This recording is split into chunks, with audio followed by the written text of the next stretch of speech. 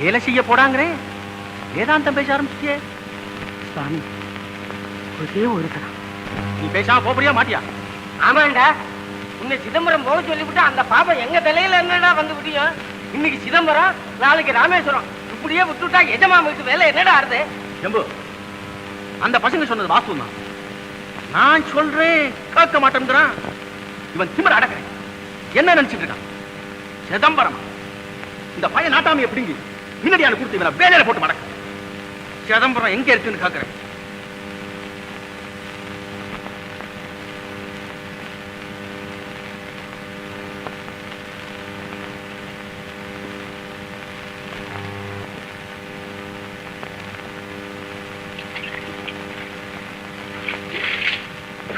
வெந்நீர் ஆறி போச்சு. நீ பார்த்து விட்டுக்க மாட்டாளோ?